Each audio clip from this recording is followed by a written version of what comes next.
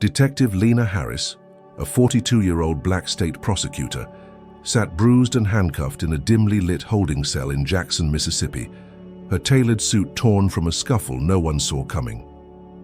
Hours earlier, she'd been driving home, unaware a routine stop would spiral into this nightmare. Officer Travis Bolton thought he'd nabbed a nobody, smirking as he locked her up. Now, whispers rippled through the precinct, someone big was coming. Lena's eyes burned with fury. This wasn't over. What Bolton didn't know would unravel his life and hers forever. How far would this go? Before we dive in, let me know where you're watching from. If you stand for justice and exposing corruption, hit that like button, subscribe, and stick around for more stories that demand the truth. Lena Harris gripped the leather steering wheel of her midnight blue Cadillac, easing it down the smooth asphalt of I-55 just outside Jackson, Mississippi, the city's skyline fading into the dusk behind her. 42 years old, a state prosecutor, with a reputation for shredding corruption in the courtroom, she was bone-tired after a 12-hour day dismantling a bribery case that had kept her up for weeks. Her hazel eyes flicked to the rearview mirror, catching the last glint of sunlight off the highway, her mind still churning through witness testimonies and legal precedents she'd wielded like a blade. She wore a charcoal blazer over a crisp, white blouse, her coiled hair pulled into a tight bun, every detail screaming professionalism, but exhaustion weighed her shoulders down like a lead blanket. The road stretched quiet ahead, only the hum of her engine and the occasional whoosh of a passing truck breaking the silence. She flicked her turn signal, its rhythmic tick filling the car, and eased into the right lane, aiming for the exit that would take her to her quiet suburb 10 miles out. That's when it happened. A sudden burst of red and blue lights erupted in her mirror, sharp and jarring, slicing through the calm like a siren's wail. Her stomach tightened, a reflex honed by years of hearing stories, living them, knowing what those lights could mean for someone who looked like her. She wasn't speeding, her speedometer steady at 55, well under the limit, and she hadn't swerved, her hands locked at 10 and 2 since she'd merged onto the interstate. What was this? She exhaled, slow and deliberate, forcing her pulse to steady, and signaled again, pulling onto the gravel shoulder with practiced precision. The crunch of tires on loose stone echoed in her ears as she stopped, shifted into park, and flipped on the interior light, bathing the car in a soft yellow glow. She kept her hands planted on the wheel, fingers splayed, no sudden moves. A routine drilled into her since she was 16, and her father had sat her down to explain the rules of survival. The weight of that memory pressed against her ribcage, heavy as the badge she knew was coming. Through the side mirror, she saw the police cruiser roll up, its grille glinting under her taillights, and a figure stepped out, boots thudding on the ground with a rhythm that felt too deliberate. Officer Travis Bolton emerged into view, a wiry man in his 30s with a buzz cut so short it gleamed under the fading sky, his broad chest puffed out in a navy uniform that seemed one size too tight. His pale skin caught the flicker of his own headlights, giving his face a ghostly sheen, and his thin lips curled into something between a smirk and a scowl as he approached. He moved with a swagger, hips cocked, one hand resting on the holster strapped to his belt, the other clutching a flashlight he didn't need yet, not with the last traces of daylight still clinging to the horizon. Lena lowered her window with a soft whir, the cool evening air brushing her face, and locked her gaze forward, waiting. Bolton stopped at her door, his shadow falling across her lap, and flicked on the flashlight anyway, the beam stabbing into her eyes, forcing her to squint. He tilted his head, sizing her up, then barked out the words like he'd rehearsed them, license and registration, his voice rough and clipped, carrying a drawl that stretched the vowels too long. She nodded once, keeping her tone even. "Good evening, officer," and reached for her purse on the passenger seat, slow as molasses, every movement telegraphed so he couldn't misread it. Her fingers brushed the soft leather, pulling out her wallet, and she slid her license free, offering it with a steady hand. He snatched it, holding it up to the light like he was inspecting a counterfeit bill, his eyes darting between the photo and her face, lingering too long. She handed over the registration. Next, the paper crisped from the glove box and sat back, hands returning to the wheel. "May I ask why you stopped me?" she said. her voice smooth as courtroom steel, measured, giving him no ammunition.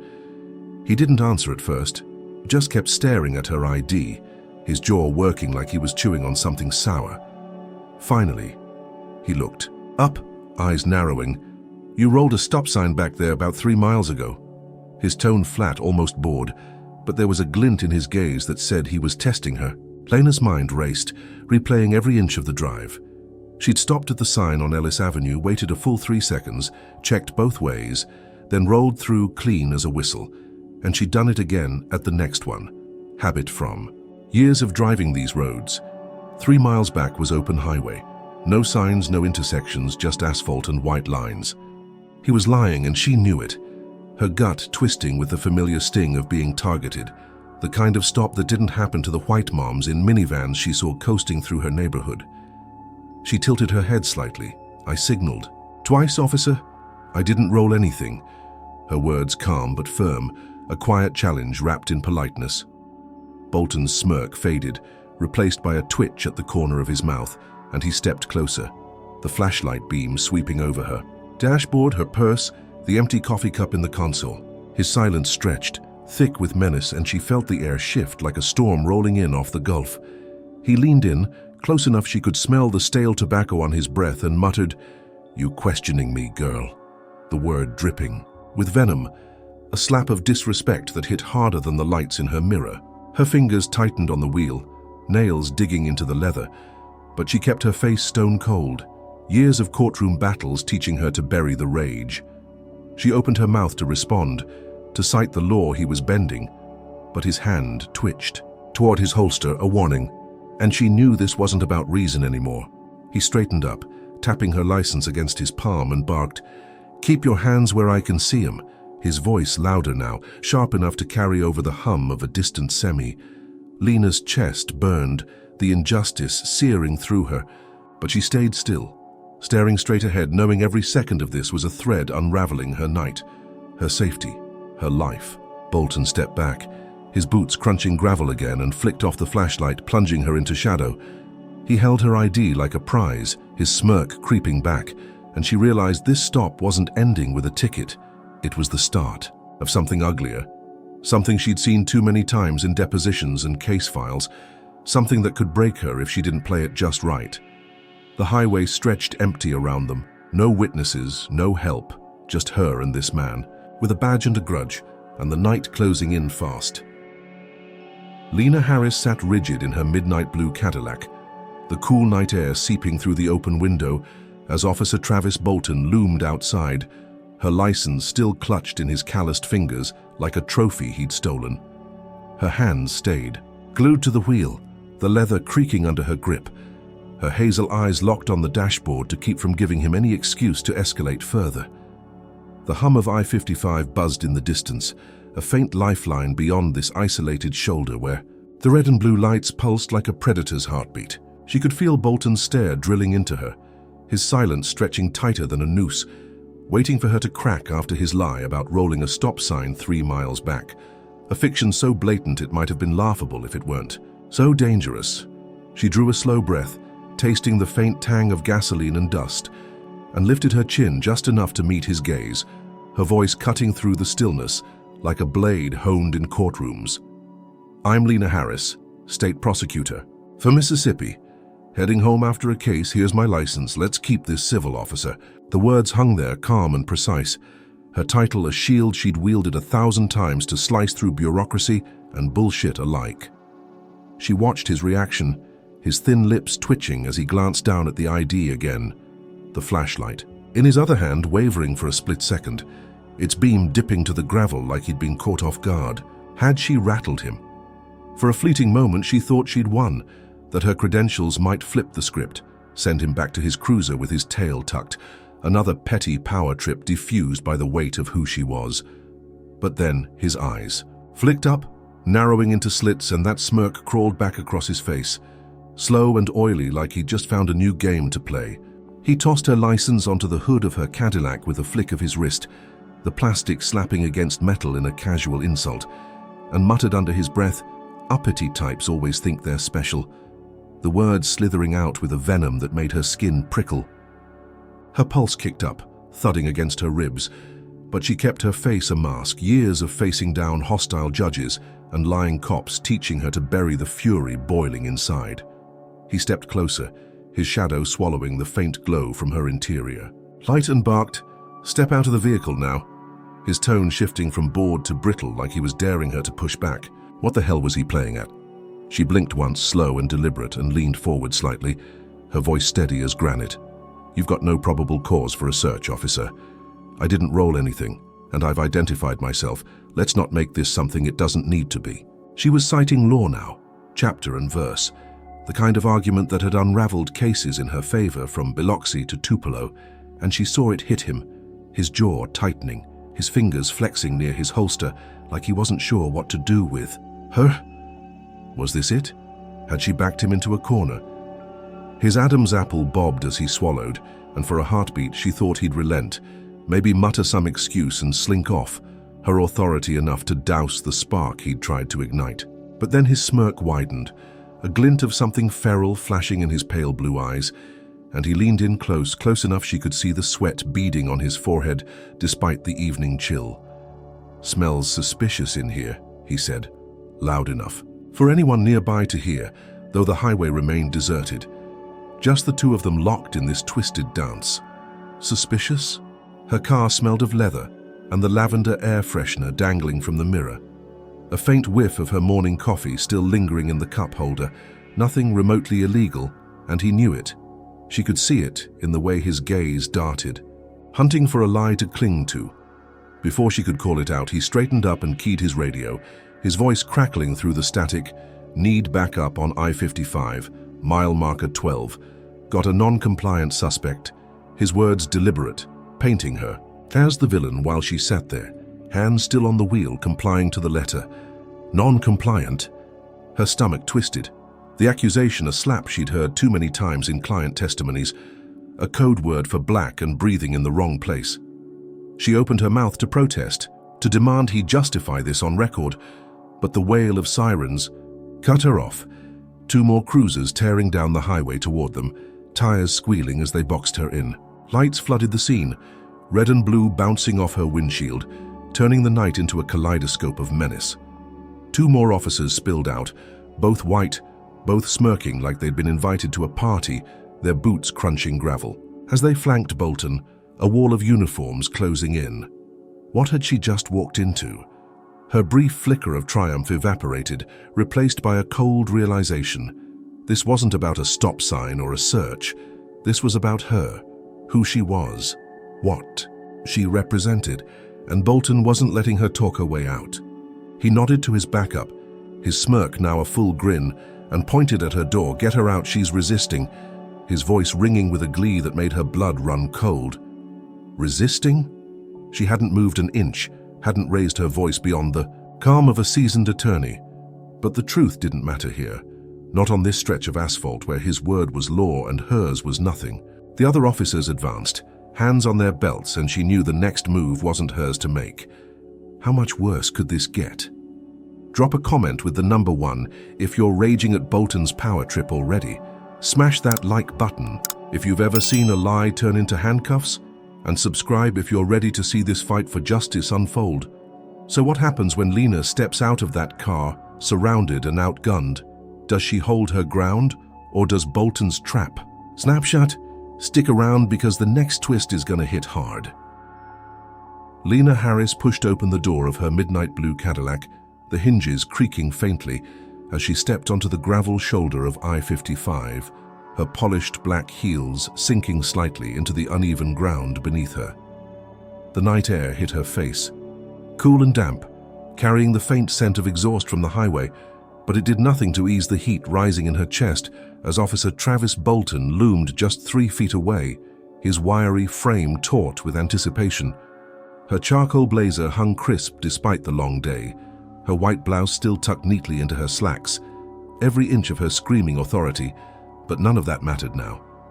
2 more officers flanked him, their pale faces glowing under the wire, pulsing red and blue lights, smirking like they'd drawn winning cards in a game she hadn't agreed to play. She kept her movements slow, deliberate, hands raised just enough to show compliance. Her hazel eyes locked on Bolton as he barked again, "Get over here now," his voice sharp and gleeful, dripping with a malice she could taste. She took a single step forward, her pulse hammering, and before she could utter another word, he lunged, grabbing her right arm with a grip like a vice, yanking her toward the hood of her car with a force that made her stumble.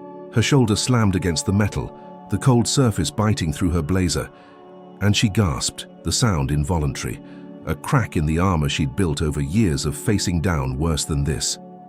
"Stop resisting," Bolton shouted loud enough to echo across the empty highway, though her arms hung limp, offering no fight, her body still as stone except for the jolt he'd forced into her. The other two officers circled closer, one with a buzz cut like Bolton's, the other thicker, his gut straining against his uniform, both chuckling low as they watched, their hands hovering near batons they didn't need yet. Bolton twisted her arm behind her back, wrenching it upward until a sharp pain shot through her shoulder, radiating down her spine, and she bit her lip to choke back a cry, refusing to give him the satisfaction. He shoved her harder against the hood, her cheek pressing into the smooth paint, still warm from the engine, and she caught a glimpse of her license lying there, discarded like garbage from when he'd tossed it earlier. "Step back, there's no need for this," she said, her voice steady despite the ache. But it was drowned out by the second officer yelling, "Quit fighting, lady," his tone mocking, turning her compliance into a lie for anyone who might hear. Fighting? She hadn't moved, hadn't twitched, every muscle locked in place to prove she wasn't the threat they wanted her to be. But the truth was irrelevant here, just like it had been when he'd radioed for backup. Bolton's free hand fumbled at his belt, and then she felt it. The cold snap of steel as handcuffs clamped around her wrists, the metal edges digging into her skin, tight enough to bruise, a deliberate cruelty she'd seen described in too many case files. He yanked her upright, spinning her to face him, and she caught the glint of triumph in his pale blue eyes, his smirk stretching wide as he muttered, "Should have stayed quiet, girl." The word laced with a venom that hit harder than the cuffs. Her stomach churned, the degradation sinking in, but she held his gaze unflinching, her jaw set like she was staring down a hostile witness instead of a cop with a grudge. Then she heard it, the low murmur of voices, the crunch of footsteps on gravel, and her heart sank as she realized they weren't alone anymore.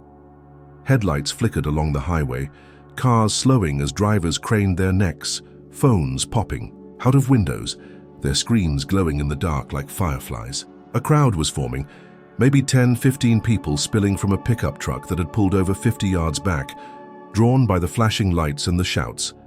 She spotted a teenage girl among them, no older than 16, her brown eyes wide, with a mix of fear and recognition, her braids swaying as she clutched her phone, filming every second of this nightmare. Another man older in a faded red cap shook his head, muttering something under his breath, while a woman in a nurse's scrubs stood frozen, her hands pressed to her mouth. They were witnesses, but not saviors, their silence louder than the sirens still wailing from the cruisers. Bolton noticed them too, his chest puffing out further, and he raised his voice. "She's under arrest, folks, resisting an officer. Keep moving." His words a performance now, casting her as the villain in this roadside theater. The thicker officer stepped forward, waving the crowd back, but they didn't budge. Their cameras rolling, capturing her tailored suit streaked with dust, her wrists bound, her dignity stripped bare. Lena's throat tightened, the weight of their stares pressing down, not because they judged her, but because they knew they'd seen this before, lived it, feared it, just like that girl with the phone whose trembling hands said she could be next. Bolton gripped her arm again, his fingers bruising through her sleeve, and steered her toward his cruiser, the door already gaping open like a hungry mouth. He shoved her forward, her hip banging against the frame, and she stumbled inside, the vinyl seat sticky against her palms as she landed awkwardly, the cuffs forcing her shoulders into an unnatural hunch. He leaned in close, his breath hot on. "Hurry here, gonna be a long night for you." His tone low and taunting, savoring every second of her fall. The door slammed shut, the sound reverberating in her skull, and she sat there rigid, the world outside blurring through the tinted window as the crowd's murmurs faded into the hum of engines restarting.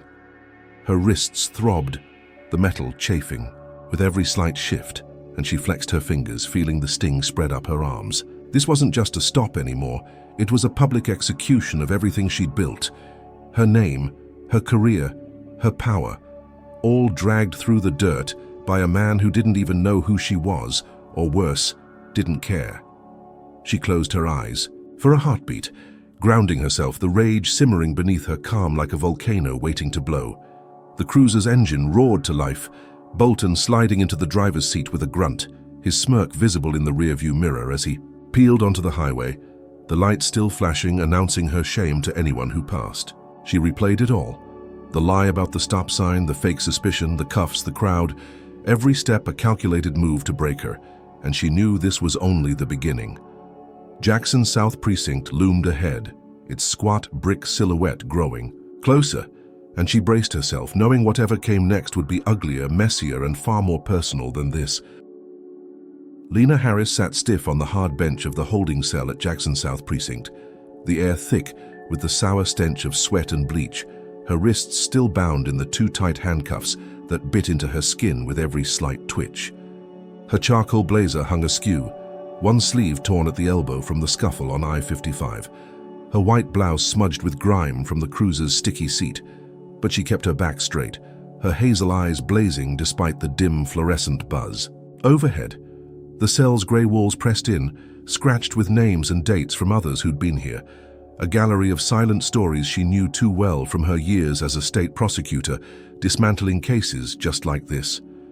She replayed the night, Bolton's lie about the stop sign, his smirk as he'd cuffed her in front of that crowd, the sting of metal and the shame of their stares still burning in her chest.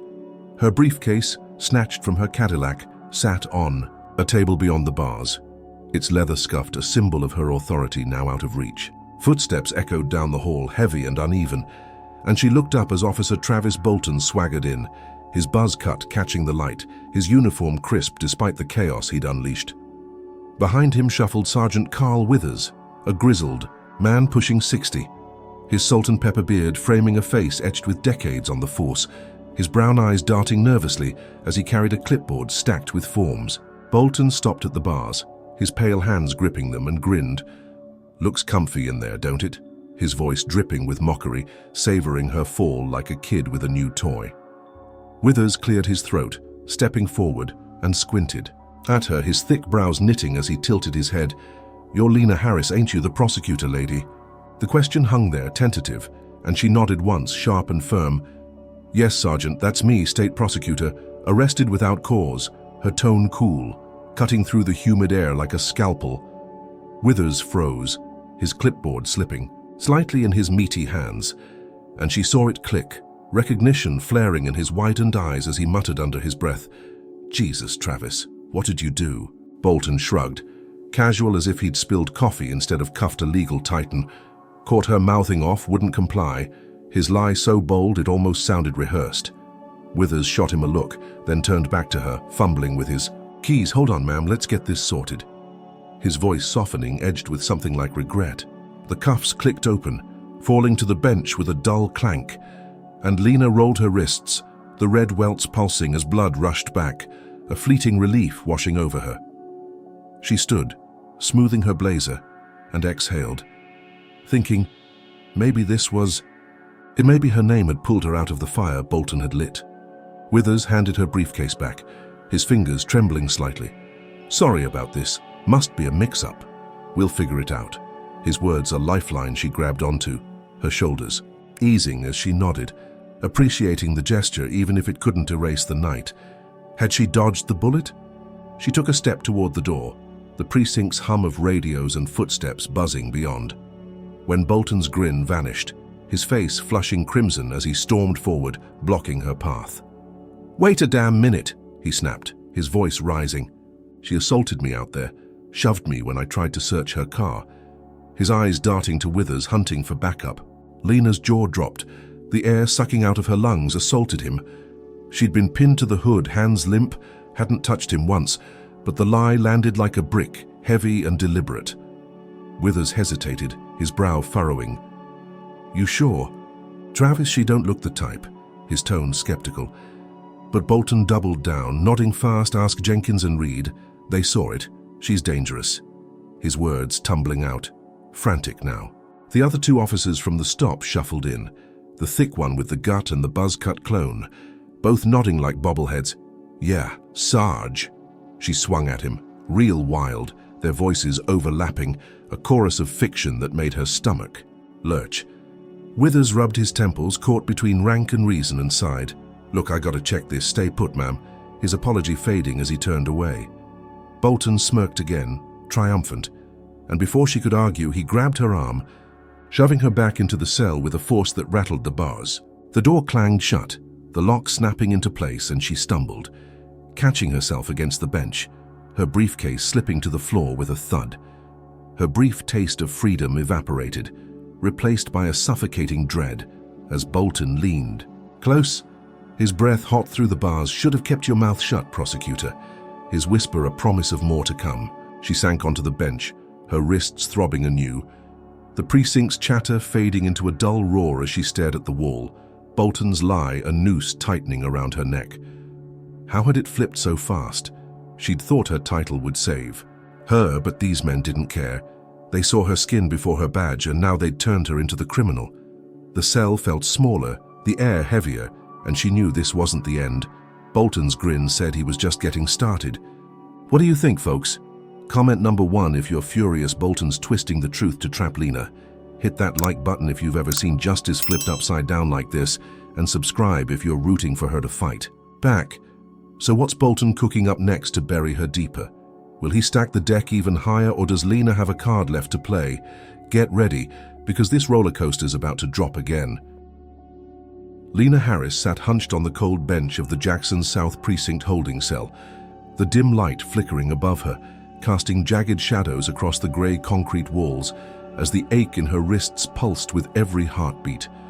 Her torn charcoal blazer clung to her shoulders, the white blouse beneath it streaked with dust and sweat, a far cry from the polished state prosecutor who'd walked into court that morning, but her hazel eyes still burned, sharp and unyielding, even as the weight of Bolton's lies pressed down. The precinct hummed beyond the bars, a chaotic symphony of ringing phones, barked orders, and the occasional slam of a door. But inside her cell, the silence was suffocating, broken only by the faint drip of a leaky pipe somewhere in the corner. Her briefcase lay at her feet, scuffed and abandoned, a silent witness to the night's unraveling, and she replayed every second, Bolton's smirk as he'd shoved her back in here, Withers' hesitation, the backup officer's eager nods, all. So of it a setup she hadn't seen coming fast enough. She'd thought her title might shield her, that Sergeant Withers' recognition would pull her out, but Bolton had flipped it, spun a tale of assault so absurd it might have been fiction if it weren't strangling her now. Footsteps echoed again, lighter this time, and she tensed as a young officer barely 25 with a nervous twitch in his step appeared at the bars, radio crackling on his belt. "Ma'am, you get one call. Make it quick." His voice low, almost apologetic, as he slid a battered phone through the slot. She stood, smoothing her blazer out of habit, and took it, her fingers stiff from the cuff's lingering bite, dialing Marcus Tate, Mississippi's Attorney General, her mentor since law school, the one man who could yank her out of this pit. The line rang twice, then his deep voice rumbled through. "Lena, what's wrong?" the urgency cutting through the static. And she exhaled. "Marcus, it's bad. I'm locked up at Jackson South, false arrest. They're saying I assaulted an officer." Her words clipped, efficient, trusting him to fill in the gaps. He cursed under his breath. "I'm coming, sit tight," and the line went dead, a lifeline snapped into place. She handed the phone back, sinking onto the bench, hope flickering like a candle in a storm. But then she heard it, Bolton's voice drifting. From the hall, low and conspiratorial, phone pressed to his ear as he paced beyond her sight. She strained to listen, catching fragments. Found it in her trunk. White powder, couple ounces, log it quick, his tone smug, a predator savoring the kill. Her blood ran cold, her Cadillac towed hours ago, now a crime scene in his twisted play. And she knew what he was doing, planting evidence, turning her into a drug runner to bury her deeper than assault ever could. She shot to her feet, banging on the bars. "Hey, I heard that. You can't plant evidence. This is illegal." Her voice ringing out, sharp and desperate. But Bolton strolled into view, phone pocketed, his buzz cut glinting under the lights, his smirk wider than ever. "Heard what, Prosecutor?" he said, mocking her title. "You're imagining things. Stress'll do that." His words a taunt as he leaned against the wall, arms crossed, daring her to prove it. The bars rattled under her fists, but no one came. The precinct's bustle swallowing her shouts, and she sank back, chest heaving. The realization sinking in, he wasn't just lying, he was rewriting her life. Hours crawled by, the clock on the wall ticking past midnight, and then chaos erupted outside, tires screeching, voices shouting, news vans, their satellite dishes poking into the night sky like vultures circling a corpse. Someone had tipped them off, a leak from inside, or maybe that crowd on I-55.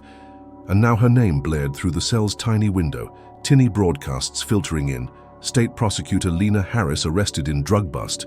Sources say cocaine found in her vehicle, the words slicing through her like glass.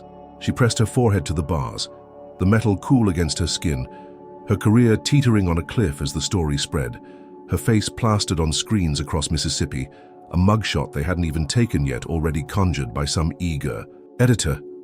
Bolton sauntered back, a clipboard in hand, and slid it through the slot. "Tow report, see for yourself." His voice dripping with fake innocence as she snatched it, her eyes scanning the lies. Vehicle impounded, 2 ounces of suspected. Cocaine recovered from trunk. Logged at 11:45 p.m. She crumpled the paper, her knuckles whitening. "You fabricated this, I'll prove it," her tone icy. But he laughed, a short barking sound. "Prove what? You're done. Learn your place." His eyes glinting with a hatred she could feel in her bones. Her place. The phrase echoed, a racial jab she'd heard too many times, flung at her in courtrooms on streets now weaponized to erase her. Footsteps pounded again, heavier, and Withers burst in, breathless. "News is everywhere, Travis. What the hell's this about drugs?" His voice gruff, but Bolton just shrugged. "Found it, Sarge, she's dirty." His lie seamless now, a script he'd perfected. Withers scratched his beard, uneasy but didn't push, just walked off, leaving her alone with Bolton's grin. She banged. "The bars again?" "I want my lawyer." My call wasn't enough, but he turned away, whistling, ignoring her as the broadcasts grew louder, protesters gathering outside, their chants faint but growing. Lena Harris. Free Lena Harris. Her chest tightened, the world spinning out of her control. Marcus still miles away, and Bolton's frame-up locking her in a cage tighter than these bars. Her law degree, her victories, her life, all dangling by a thread as the precinct's clock ticked on, every second a nail in her coffin. Lena Harris leaned against the cold bars of her holding cell in Jackson South Precinct, the flickering fluorescent light painting her torn charcoal blazer in sickly hues. Her wrists raw from the handcuffs that had only just come off hours ago, now throbbing under the welts Bolton's cruelty had left behind.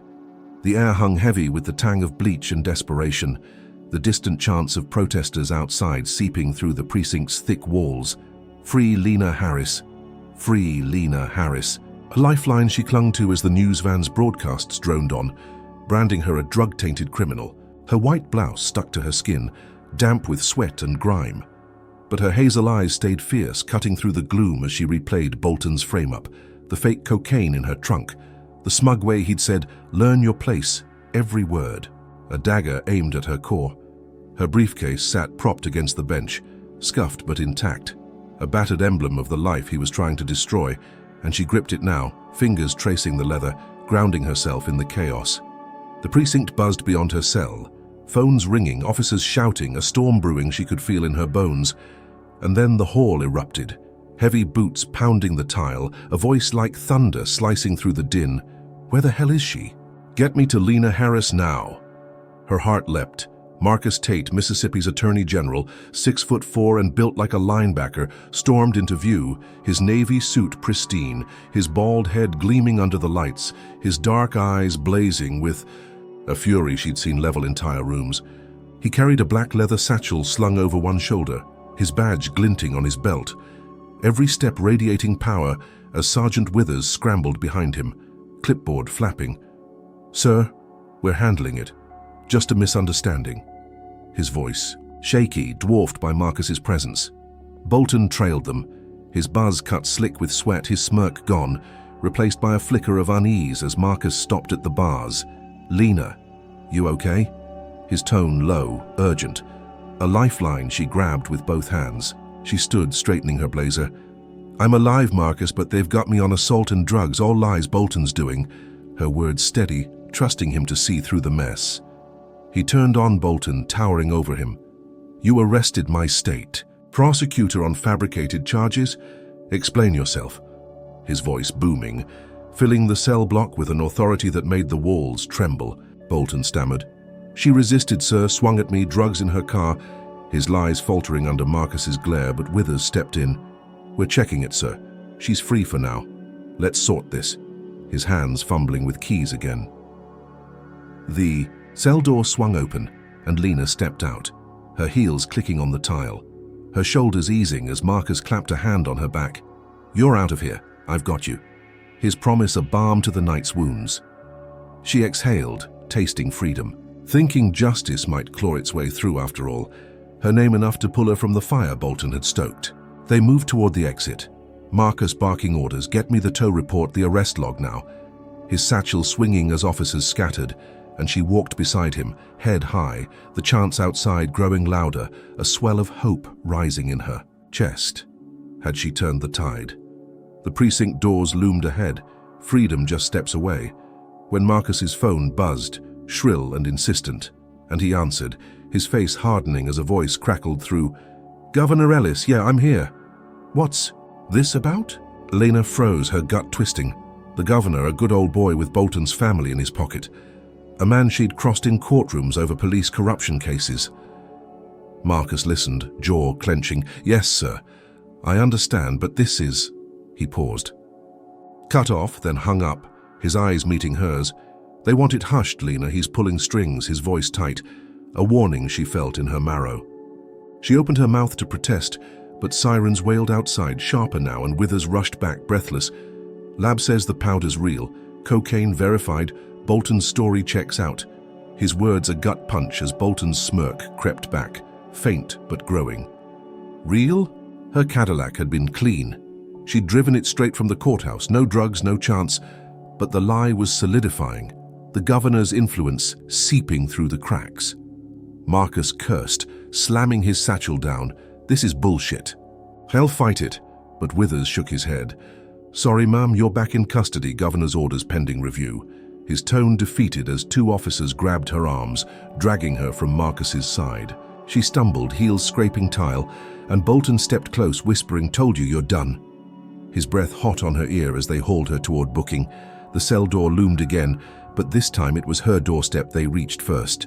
Cops, waiting there as she'd barely tasted freedom, rearrested under the night sky. Protesters scattering as squad cars boxed her in. Marcus shouted, "I'll fix this, Lena, hold on." But the door slammed shut behind her, her brief victory ash in her mouth.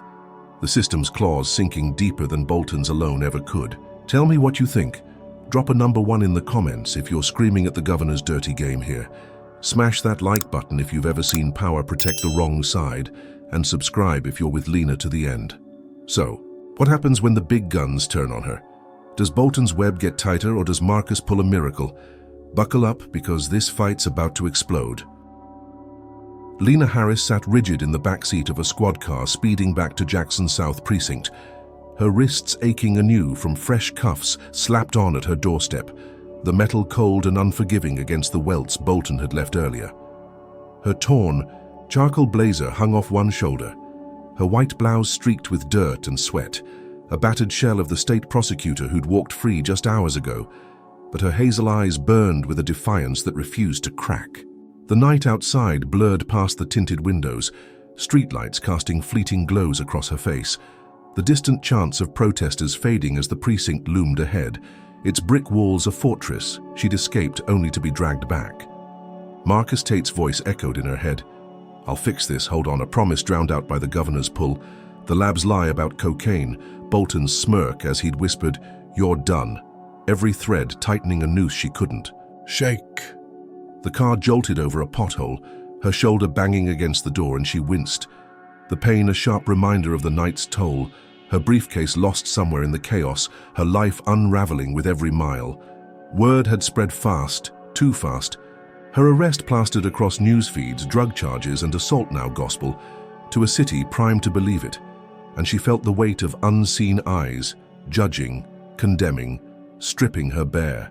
The cruiser screeched to a stop outside the precinct, the lot packed with squad cars, their lights pulsing like a war zone, and Bolton yanked her door open, his buzz cut slick with sweat, his pale face twisted with a glee that made her stomach turn. "Get out," he barked, grabbing her arm, his fingers digging into her sleeve as he pulled her onto the pavement, her heels scraping asphalt, unsteady from the cuffs binding her hands. She straightened, head high, refusing to buckle, when a new sound pierced the night.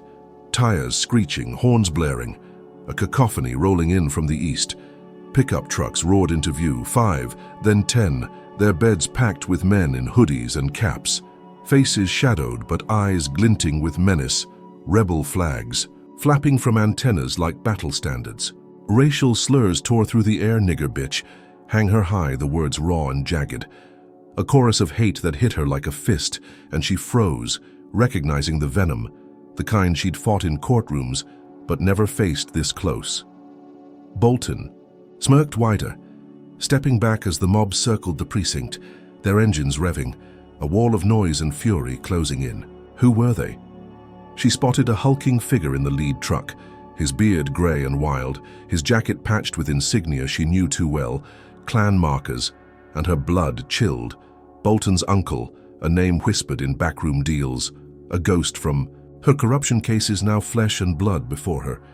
He'd rallied them, turned her arrest into a call to arms, and Bolton had unlocked the gate. Glass shattered somewhere behind her, a Molotov cocktail sailing through the precinct's side. Window?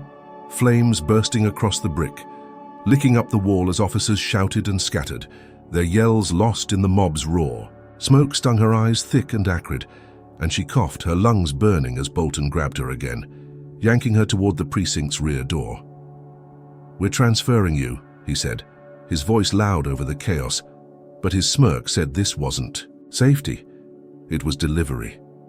He shoved her forward, her cuffs clanking, and she stumbled into the open, the mob's headlights blinding her, their chants swelling, burn her out, string her up, every syllable a promise of violence she could taste.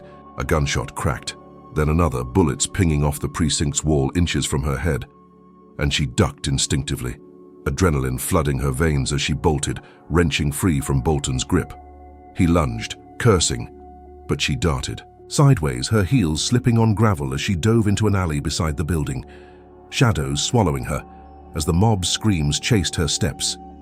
Her heart pounded, her breath ragged, the fire's heat fading as she pressed against a dumpster, its rusted edge cutting into her palm, a lifeline in the dark. Tires squealed again, the truck circling tighter, and she peeked out, seeing Bolton barking orders, pointing toward her hiding spot, his face a mask of rage. He'd lost her, but not for long. The precinct burned, flames climbing higher, a beacon, drawing more chaos as sirens wailed in the distance, too far to matter. Her phone buzzed in her pocket, Marcus a faint vibration against her thigh, and she fumbled with cuffed hands, pulling it free, his voice crackling through. "Lena, where are you? I'm 30 miles out, state police on the way." His urgency a thread she clung to, but 30 miles was a lifetime here. "I'm alive, alley by the precinct. Mob's after me, Bolton's with them," she whispered, her voice hoarse, and he cursed. "Stay put, I'm coming." The line cutting off as a bottle smashed nearby, glass spraying her legs. She crouched lower, the mob's shouts growing closer, boots thudding on pavement, and she knew Bolton wasn't done, his uncle's hate fueling a hunt she might not survive. Her wrists bled now, the cuffs slicing deeper with every move, and she scanned the alley, a rusted ladder 10 feet away, her only shot. But the mob's lights swept nearer, their rage a tidal wave ready to drown her. Marcus was coming, but this was Bolton's game now, and he'd turned her into prey. Lena Harris crouched behind the rusted dumpster in the alley, beside Jackson's South Precinct, her torn charcoal blazer snagging on jagged metal as her cuffed hands clutched her phone. The screen's faint glow revealing Marcus Tate's last words, "Stay put, I'm coming," a promise 30 miles away while the mob's headlights swept closer, their slurs echoing off brick walls like a pack of wolves closing in. Her white blouse clung to her sweat-soaked skin, her hazel eyes darting toward the ladder 10 feet off, Her only escape from Bolton's uncle and his truck-riding thugs, their Molotov cocktails still feeding the flames, devouring the precinct 50 yards behind her. Smoke choked the air, thick and bitter, her lungs screaming as she stifled a cough.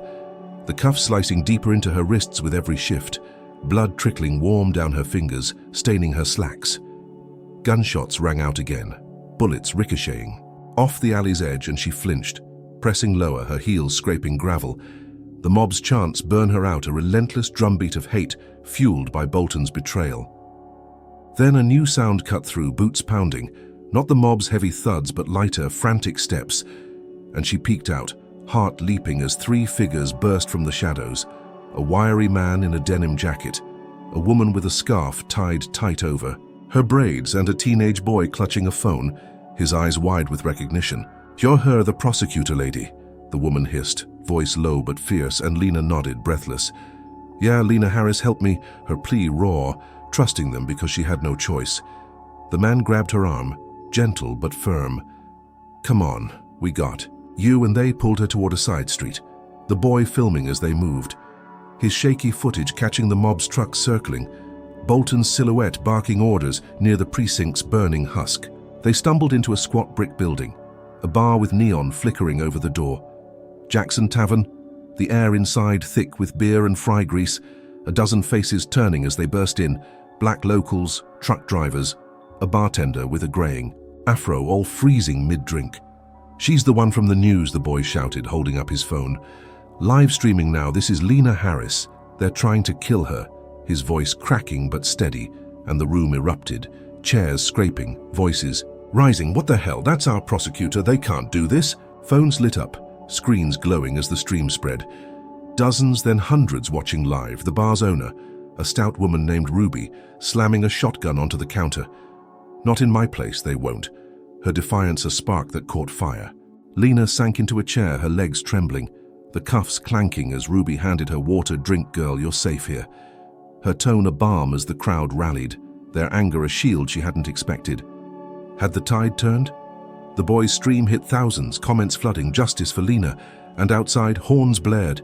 Not the mobs now, but cars piling into the precinct lot, protesters, hundreds strong, chanting her name, "Free Lena Harris," a roar shaking the night. She stood, hope flickering, thinking maybe this was it. The community's fury enough to break Bolton's grip. Her phone buzzing again. "Marcus, I see the crowd. I'm close." His voice a lifeline growing real. The bar's windows glowed with headlights, the mob retreating under the swell, and she exhaled, tasting victory, her people fighting back, their voices a weapon Bolton couldn't silence. Then glass exploded inward, tear gas canisters crashing through, hissing clouds choking the air as screams filled the room, the bartender coughing, Ruby swinging her shotgun blindly. Bolton's crew stormed in, 6 officers in riot gear, batons, gleaming, faces masked, but his buzz cut unmistakable as he led the charge, eyes locked on her through the haze. "They're rioting, take her," he bellowed, his voice cutting through the chaos as batons cracked skulls, blood splattering the floor, the boy's phone knocked away, the stream dying in static. Lena lunged for the back door, Ruby shoving her forward. "Go, girl."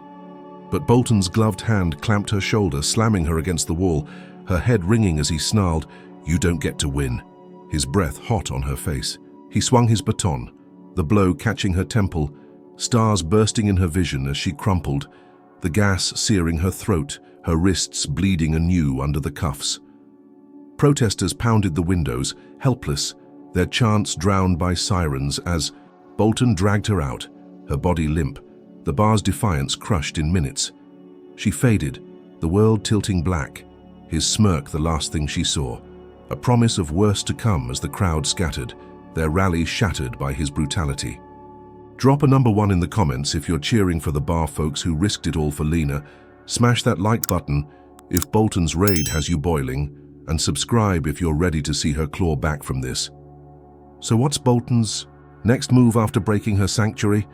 Does he tighten the screws, or does Marcus crash the party just in time? Hold tight, because this storm's about to rage harder. Lena Harris woke to the metallic clang of a cell door, her head throbbing where Bolton's baton had struck her temple. a dull ache pulsing through her skull as she blinked against the harsh glare of fluorescent lights in a courthouse holding pen miles from the burning precinct and the bar's shattered sanctuary. Her torn charcoal blazer hung in tatters, her white blouse crusted with dried blood and tear gas residue, every breath tasting of smoke and defeat, but her hazel eyes still flickered with a defiance Bolton couldn't extinguish. Her wrists, still, cuffed, oozed red where the metal had sliced deeper during the raid, the pain a constant hum beneath the fog clouding her mind, and she pushed herself upright, the concrete bench cold against her palms, her heels scuffed and uneven from the night's chaos. The room spun briefly, images flashing. Ruby's shotgun, the boy's livestream cut short. Bolton's smirk as he dragged her from Jackson Tavern, the mob's slurs fading into sirens she couldn't outrun. She'd been charged overnight. Drug possession, assault, inciting a riot, a trifecta of lies pinned on her like medals on a crooked cop. And now she sat here. No phone, no Marcus, just the echo of distant footsteps and the rustle of papers beyond the bars. A bailiff, a squat man with a lazy eye, shuffled in. "Harris, you're up," his voice flat as he unlocked her cuffs long enough to swap them for courtroom chains, lighter but no less humiliating, and led her down a sterile hall, her steps echoing off linoleum as dread coiled in her gut. The courtroom loomed, a cavern of dark wood and high ceilings, the air thick with the musk of old books and older grudges. And she stepped inside, head high despite the shackles, facing a gallery packed with reporters, their pens scratching, cameras humming, every lens trained on her disgrace. Judge Harlan Voss presided, a wiry man in his 60s with a hawkish nose and a silver mane, a Bolton family crony she'd tangled with over police misconduct cases, his gavel resting like a loaded gun on the bench. Bolton stood at the witness stand, pristine in his navy uniform, his buzz cut gleaming, his pale face composed as he spun his tale. She resisted on I-55, swung at me when I searched her car. Drugs in the trunk. Started that riot at the bar, his voice steady, rehearsed, every lie polished to a shine. Prosecutors nodded, a pair of slick suits from the DA's office she didn't recognize, outsiders likely hand-picked by the governor, and they played faked body cam footage, grainy clips, showing her lunging at Bolton, a shadow that could have been anyone, her protests drowned by static and his calm narration. The jury, 12 faces, all white, all stern, glared at her from the box, cherry-picked from a pool she'd never have cleared in her own cases, their eyes cold with prejudgment she'd seen too often in Mississippi's back rooms. Voss banged. His gavel, bail denied, trial starts now. His tone clipped, dismissing Marcus's absence, her right to counsel, every defense she might muster, and she stood alone at the defendant's table, chains clanking, her law license dangling by a thread. Her name screamed from billboards outside, corrupt prosecutor exposed. The drug line now gospel, her face plastered across Jackson, a mugshot conjured from thin air, and she felt the noose tighten, not just on her freedom, but her legacy. 20 years of fighting injustice flipped into a caricature of guilt. Marcus burst in mid-testimony, his navy suit rumpled, satchel swinging. "Objection, Your Honor, this is a sham. She's unrepresented." His voice a thunderclap. But Voss smirked. "Sit down, Tate, or you're out." His authority a wall Marcus couldn't breach. He took a seat, whispering to aides, fighting in chambers she couldn't hear. But the governor's shadow loomed. A phone call Voss took mid-recess, his nod sealing her fate as the trial resumed. Bolton stepped down, grinning at her from the gallery, his victory a knife twisting in her gut, and the DA piled on witnesses from the bar raid, coerced locals claiming she'd shouted for violence, their eyes downcast, lies bought with fear or cash. She rose, voice steady despite the chains. "I'm innocent, this is fabricated. Bolton framed me, look at the precinct fire, the mob." Her words sharp, cutting through the room's hum, but Voss banged again. "Silence, Ms. Harris, or you're in contempt." His glare a warning she couldn't dodge. The jury deliberated 10 minutes, a record fast enough to shame justice, and returned, guilty on all counts, their foreman's voice flat, no mercy in his stare. And Voss sentenced her on the spot, 10 years, no parole, his gavel a gunshot ending her world. She stood tall, chains rattling, but inside she crumbled, the courtroom spinning as reporters surged, Marcus shouting, "We'll appeal. This isn't over." His fists pounding the table. But Bolton's grin said he'd won, his power peaking, the system bent to his will. Guards grabbed her, hauling her back to the pen, her heels dragging as the gallery's buzz faded. Her career, her life, buried under lies she couldn't untwist. Not yet. Not here. Lena Harris sat shackled in the courthouse holding pen, the air stale with the tang of rust and despair, her torn charcoal blazer a shredded relic hanging off her shoulders, her white blouse stiff with dried blood and courtroom dust, every breath. A reminder of the 10-year sentence Judge Voss had slammed down like a tombstone. Her hazel eyes, though shadowed by exhaustion, flickered with a stubborn fire as the chains on her wrists clinked with every slight move, the welts beneath them. Raw and stinging, a map of Bolton's brutality etched into her skin. The pen's concrete walls pressed in, scratched with the initials of others who'd waited here, a silent chorus of the condemned she now joined, her mind replaying the trial's farce, Bolton's lies on the stand, the faked body cam, the juries, cold stares, all orchestrated by a system she'd spent decades fighting, now turned against her. Her heels, scuffed and uneven, tapped the floor. A restless rhythm as Marcus Tate's last shout, "We'll appeal. This isn't over," echoed in her skull, a lifeline she clung to despite the governor's shadow and Voss's gavel. Hours blurred, the pen's single bulb buzzing overhead, when a commotion erupted outside, voices rising, footsteps pounding, and she tensed, straining to hear through the steel door as a guard's radio crackled. "Something's hit the news. Big!" The words sharp, with alarm. Then it came, faint but growing, a swell of noise from beyond the courthouse, horns honking, chants thundering, justice for Lena, justice now. A roar she'd heard at the bar, reborn fiercer, shaking the walls.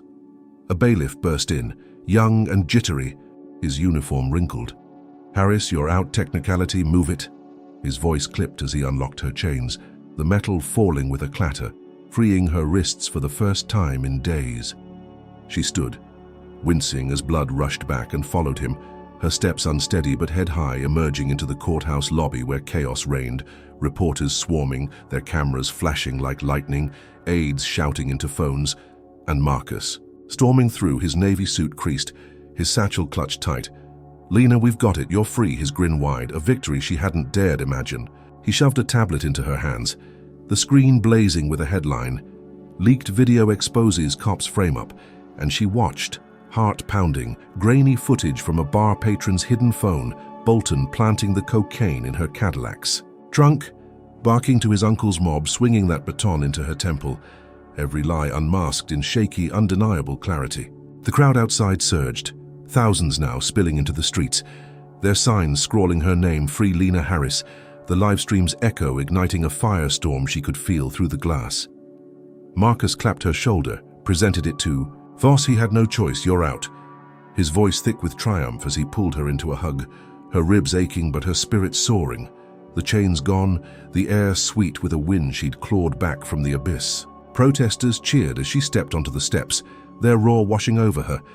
A tide of support she drank in, thinking maybe this was it, the truth breaking Bolton's grip, her name cleared, her life hers again.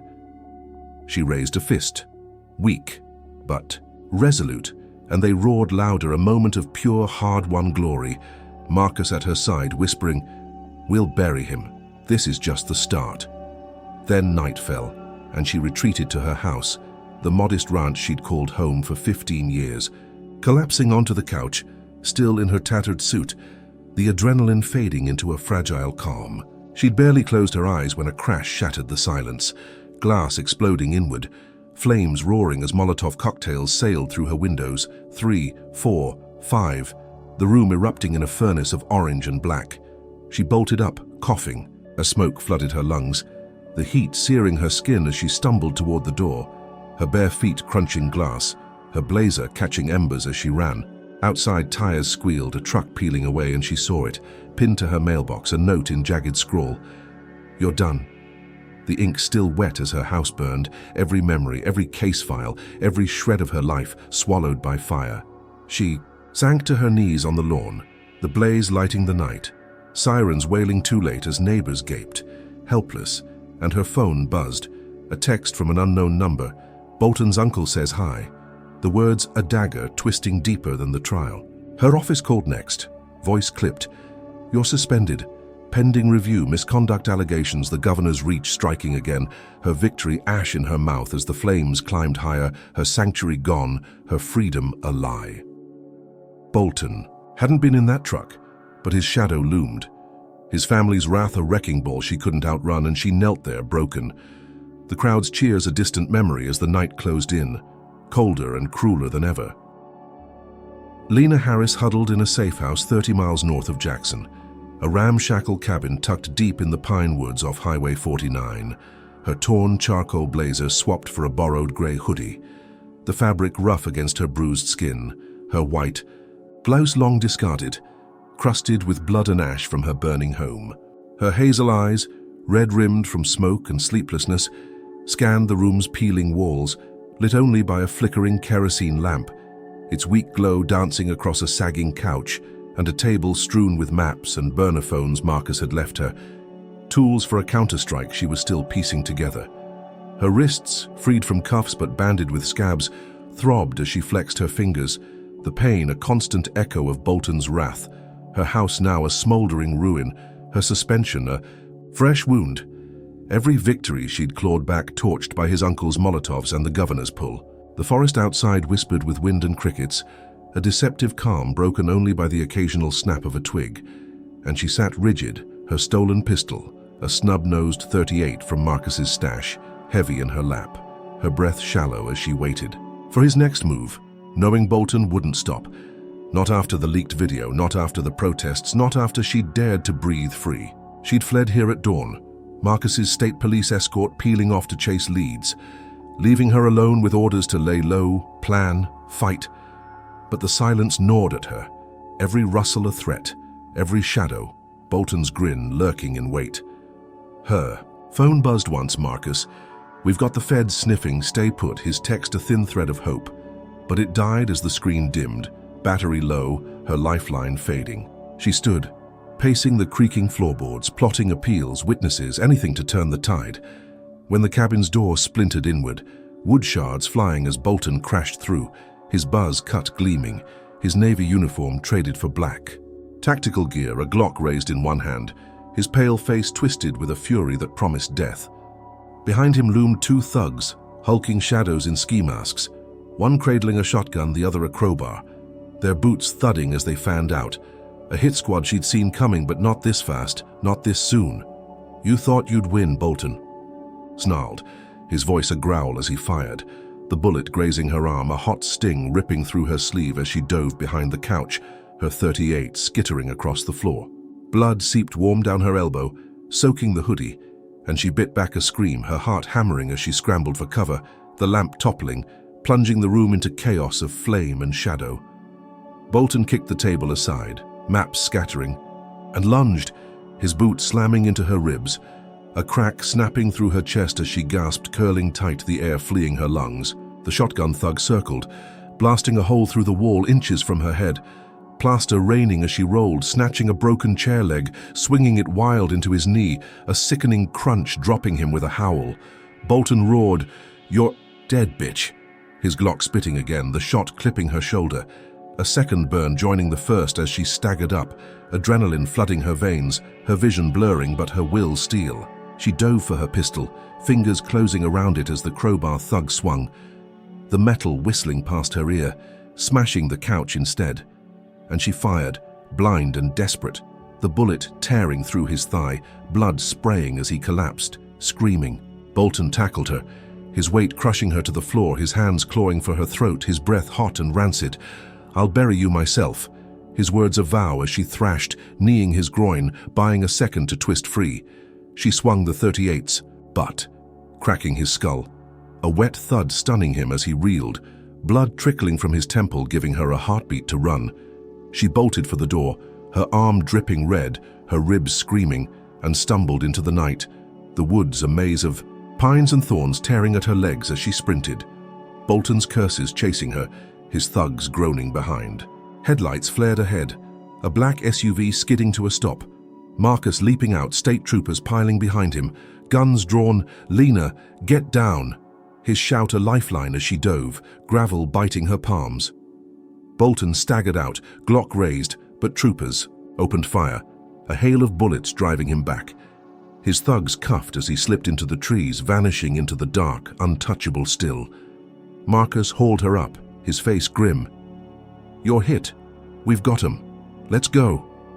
His voice steady as troopers swarmed, securing the cabin's wreckage. She nodded, clutching her arm, alive but broken, and then froze, spotting her car parked nearby, a rental Marcus had arranged, its hood ticking as she approached, a faint hiss catching her ear.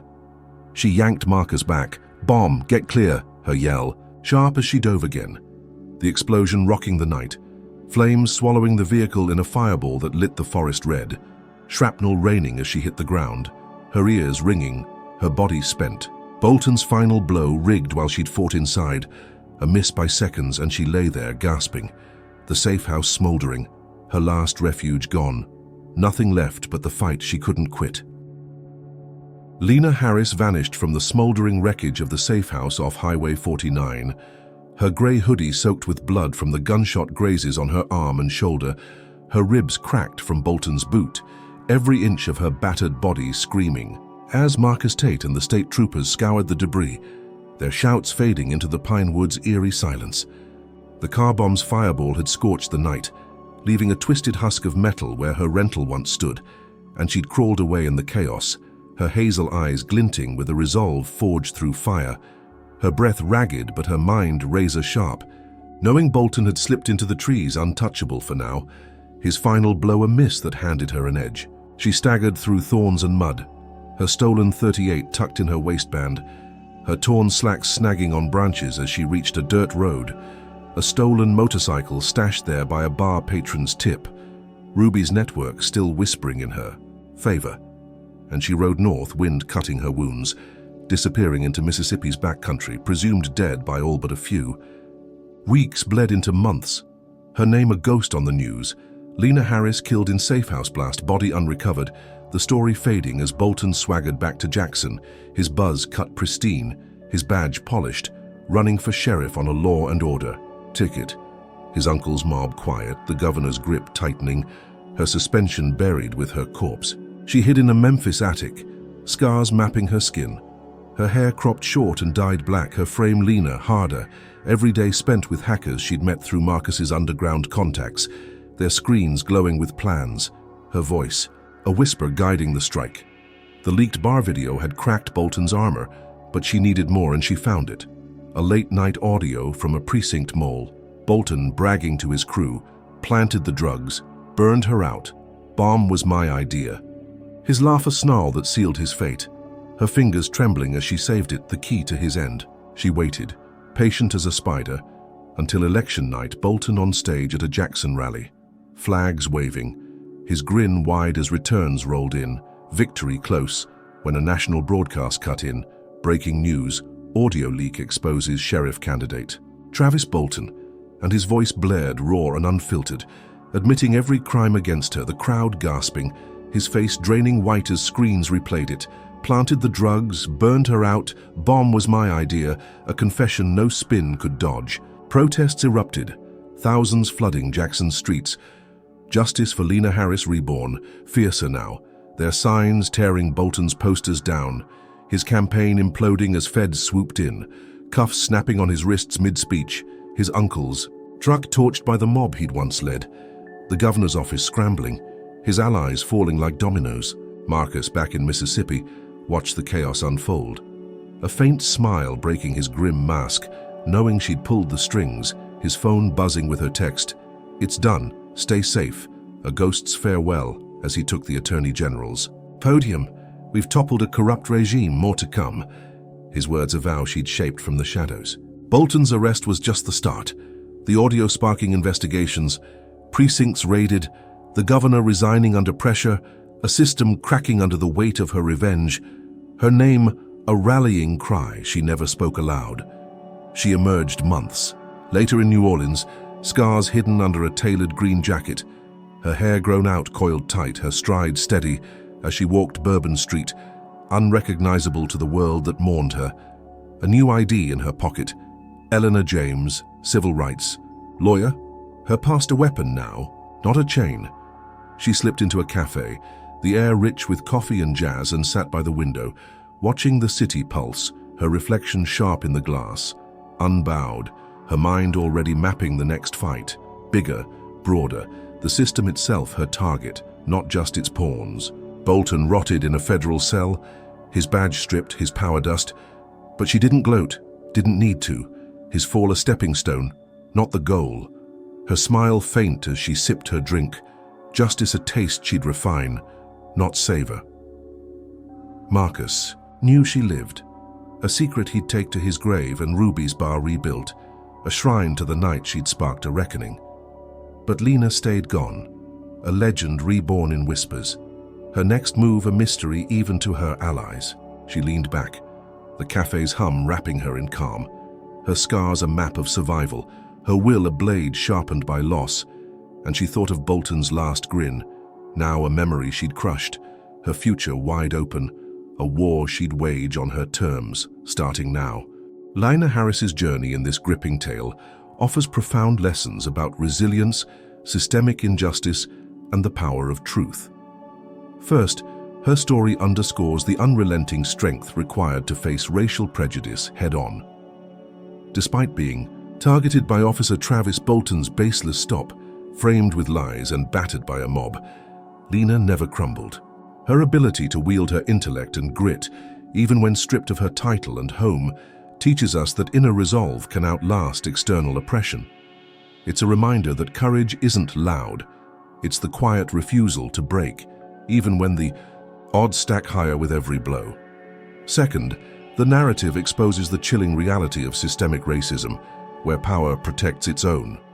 Bolton's fabricated charges, backed by a corrupt governor and a rigged trial, reveal how institutions can twist justice to silence those who challenge them.